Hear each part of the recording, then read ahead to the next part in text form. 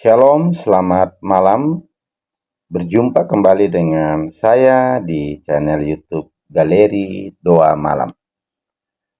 Pada malam hari ini kita akan membaca dan merenungkan kebenaran firman Tuhan yang terambil dari Injil Kisah Para Rasul 4 ayat 23 hingga yang ke-31.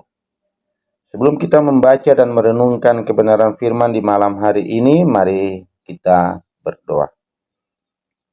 Bapa, tiba saatnya kami akan membaca dan merenungkan akan kebenaran firman-Mu di malam hari ini. Curahkanlah kuasa Roh-Mu yang kudus bagi kami, agar kami dapat mengerti, memahami akan kebenaran firman-Mu, dan kami dapat mengaplikasikan kebenaran firman-Mu ini dalam kehidupan kami setiap harinya. Hanya di dalam nama Tuhan Yesus Kristus kami siap mendengarkan sabda kebenaran firman-Mu di malam hari ini. Amin. Kisah Para Rasul 4 ayat 23 hingga yang ke-31.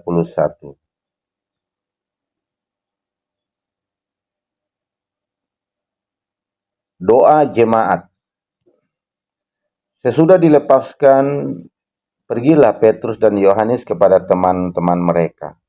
Lalu mereka menceritakan segala sesuatu yang dikatakan imam-imam kepala dan tua-tua mereka. Ketika teman-teman mereka mendengar hal itu, berserulah mereka bersama-sama kepada Allah, katanya, "Ya Tuhan, Engkaulah yang menjadikan langit dan bumi, laut dan segala isinya.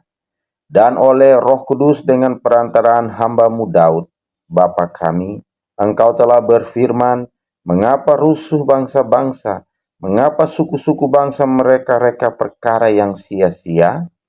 Raja-raja dunia bersiap-siap dan para pembesar berkumpul untuk melawan Tuhan dan yang diurapinya.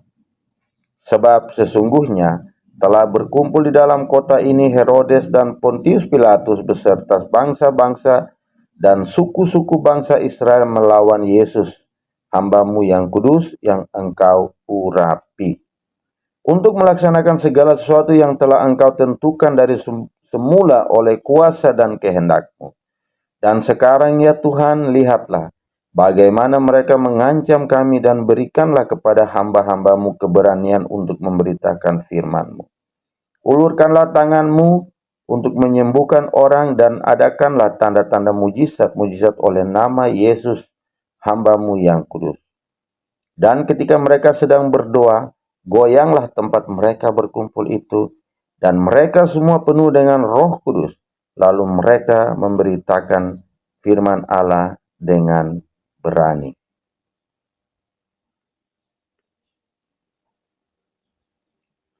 Pada malam hari ini kita akan merenungkan khusus di ayat yang ke-29. Dan sekarang ya Tuhan, lihatlah bagaimana mereka mengancam kami, dan berikanlah kepada hamba-hamba-Mu keberanian untuk memberitakan firman-Mu. Bagaimana perasaan kita ketika sedang dalam keadaan terancam?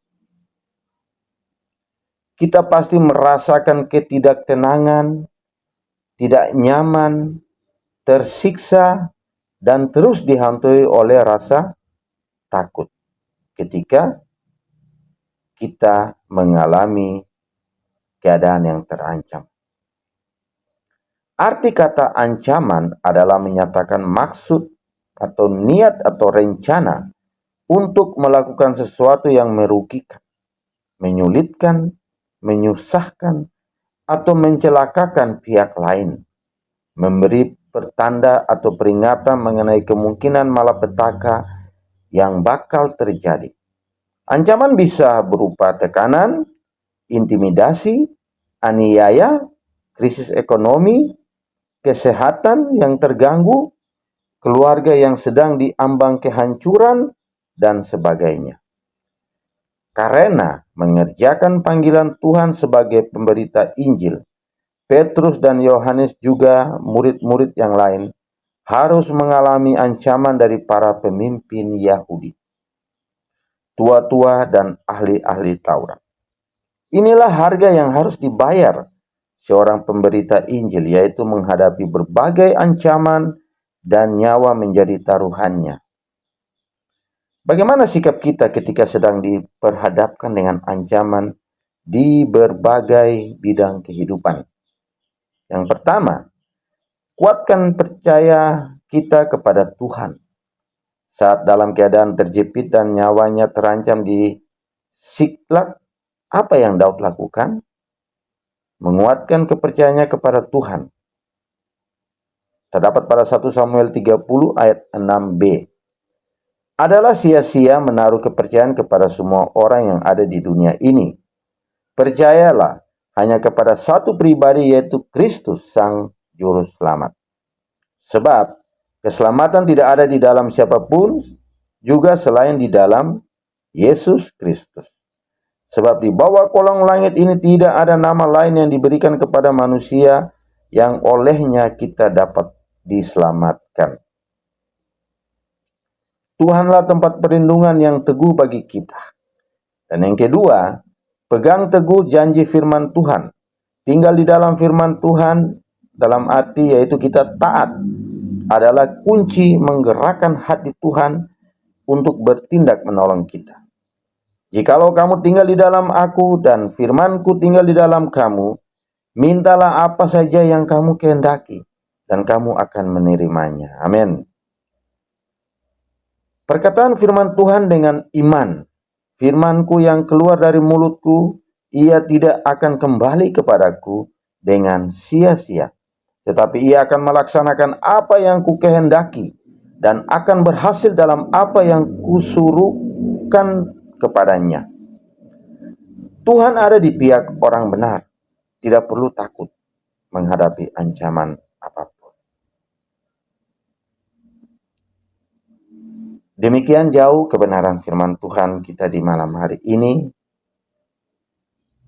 Kita harus tetap kuat. Kita tidak boleh takut, sebab Tuhan selalu ada pada pihak orang yang benar. Ketika kita melakukan kebenaran, maka pasti Tuhan ada di pihak kita. Tuhan tidak akan pernah meninggalkan kita. Itu adalah janji Tuhan. Jadi kita harus tetap percaya, kita taat menjalankan semua perintah-perintah Tuhan.